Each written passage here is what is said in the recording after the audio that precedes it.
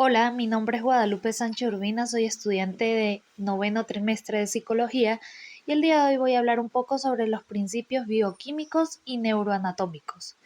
Ok, comenzaremos diciendo que los principios neuroanatómicos y bioquímicos están relacionados con la estructura y función del sistema nervioso.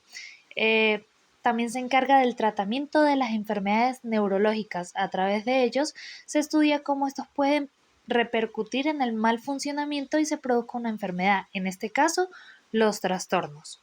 Ok, comenzaremos hablando del trastorno de ansiedad. Podría decirse que el trastorno de ansiedad se caracteriza por el miedo y la ansiedad persistente y excesiva y los cambios de comportamiento disfuncionales que un paciente puede utilizar para mitigar esos sentimientos. Ok, podría decirse que los principios bioquímicos y neuroanatómicos del trastorno de ansiedad se relacionan con la actividad de neurotransmisores y la participación de áreas cerebrales específicas. Algunos de los neurotransmisores que hacen parte que es de esta acción serían la serotonina, la dopamina, la noradrenalina y el ácido gamma.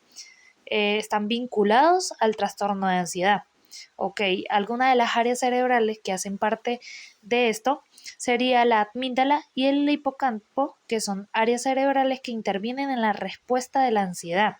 En este caso, la amígdala activa la respuesta del miedo o la ansiedad, mientras que el hipocampo almacena recuerdos emocionales que son amenazantes. El sistema nervioso autónomo también cumple la función de percibir la situación amenazante, se eh, activa al sistema nervioso autónomo, que tiene dos divisiones, el sistema simpático y el parasimpático. El simpático da la respuesta a la ansiedad, mientras que el parasimpático la desactiva. También entra las hormonas y la excitación neuronal. Ok, por otro lado tenemos el trastorno del estado del ánimo. Este trastorno se basa en, este, se relaciona, tiene una relación bioquímica y neuroanatómica con los neurotransmisores, específicamente serotonina, noradrenalina y dopamina. Ok, los trastornos del estado de ánimo son condiciones mentales que se caracterizan por periodos prolongados de tristeza excesiva, podría verse como la depresión o euforia excesiva, como la manía. Estos trastornos pueden ser causados por factores hereditarios, ambientales o por acontecimientos de la vida. En el caso de la depresión, la tristeza es transitoria. Esta produce una activación significativa en las siguientes estructuras neuroanatómicas: corteza medial, corteza prefrontal anterior, corteza temporal media y cerebelo caudado. Entonces podríamos decir que estos neurotransmisores también hacen parte de que se produzca orgánicamente el trastorno del estado del ánimo. Ok, por otro lado tenemos el trastorno de la conducta alimentaria, el cual no tiene específicamente su origen, o sea, todavía no se ha verificado el origen de este, puesto que se dice que se desconoce, o sea, la causa exacta de los trastornos alimentarios, puesto que los investigadores creen que estas afecciones son causadas por una interacción compleja de factores, incluyendo genéticos, biológicos, conductuales, psicológicos y sociales. Podría decirse que los trastornos de alimentación más frecuentes incluyen la anorexia nerviosa, la bulimia nerviosa, el trastorno por atrancón y el trastorno por evitación y restricción de la ingesta de alimentos. Ok, por otro lado tenemos el trastorno del sueño. Este habla de problemas relacionados para dormir, como tener dificultades para conciliar el sueño, dormir demasiado o dormir en momentos inapropiados. Los principios bioquímicos y neuroanatómicos que regulan el sueño son los neurotransmisores, las cuales son sustancias químicas que moderan la actividad de las células que envían señales para despertar o relajar a la persona. El ácido gamma, que es un neurotransmisor que se asocia con el sueño. Ok, también está involucrada las neuronas, como la melatonina, que es una hormona producida por la hipófisis, En condiciones de oscuridad, la liberación de melatonina aumenta entrar a la noche, lo que ayuda a conciliar el sueño. Entre esto también tenemos las estructuras nerviosas, las cuales hacen parte de las causas de este trastorno. La corteza, la corteza cerebral, el tálamo, el hipotálamo, el tronco cerebral son algunas de las estructuras eh, nerviosas que están relacionadas con el sueño directamente, así también como la homeostasis y el circadiano. Ok, por otro lado tenemos el trastorno de la personalidad, que son algunos de los trastornos más comunes del DSM-5, y estos pueden estar relacionados con alteraciones en el cerebro y con la concentración de los neurotransmisores. Se ha estudiado que estos trastornos pueden verse a través de los nuevos estudios de tomografías y encefalogramas, como las estructuras craneales tienen una forma diferente, al igual que los neurotransmisores. Un ejemplo de ello podría ser el trastorno límite de la personalidad.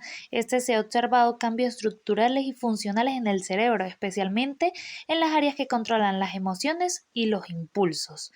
En el trastorno de la personalidad antisocial se ha plantado una relación entre la concentración de serotonina en el cerebro y las conductas agresivas. Ok, la personalidad se considera que es una suma entre temperamento, que son los aspectos innatos que desde que nacemos están con nosotros, y el carácter, que son los aspectos adquiridos, los que podemos moldear, los que podemos cambiar. La forma del cerebro puede proporcionar pistas sobre el comportamiento y el riesgo de desarrollar trastornos de salud mental. Ok, por otro lado, se puede decir que los trastornos de la personalidad suelen comenzar en la adolescencia, en los primeros años de la vida adulta. Se desconoce la causa exacta, pero es más probable que sea parte de los genes y las experiencias de la infancia, las cuales juegan un papel muy importante. Ok, también tenemos el trastorno del neurodesarrollo. Ok, se podría decir que la actividad de los circuitos neuronales es la base neurobiológica de la conducta y la actividad mental, entre ellos las emociones, la memoria, el pensamiento, los procesos de diferenciación de las células neuronales y la formación de circuitos por contactos sinápticos entre neuronas. Esto ocurre en el sistema nervioso central durante las últimas fases del desarrollo prenatal y los primeros meses después del nacimiento. Se podría decir que los trastornos como el TDA o el TDAH comparten rasgos biológicos relacionados con alteraciones en los circuitos cerebrales y la función sináptica. Estos permiten tratarlo científicamente de forma conjunta. Ok, estas anomalías son causadas por mutaciones en genes involucrados en la formación de sinapsis y la plasticidad sináptica, la regulación de morfología de las espinas dendríticas y la organización del citoesqueleto, en el control del equilibrio excitador y el inhibidor de la sinapsis. Ok, por último tenemos el trastorno neuropsicológico o los trastornos neuropsicológicos. Estos se caracterizan por alteraciones neuroanatómicas, bioquímicas, que afectan en la relación entre las estructuras del cerebro y el comportamiento humano.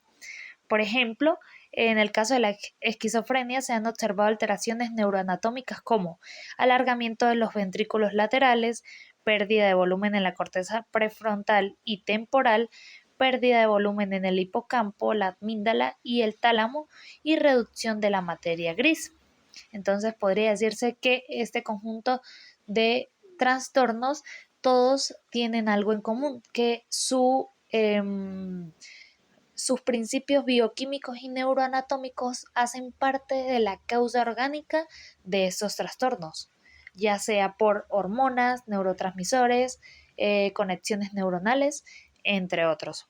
Podríamos concluir que la neuropsicología es la neurociencia que estudia la relación entre el cerebro y el comportamiento humano. La evaluación neuropsicológica puede ayudar a identificar y evaluar y tratar distintos trastornos, entre ellos el aprendizaje. Gracias.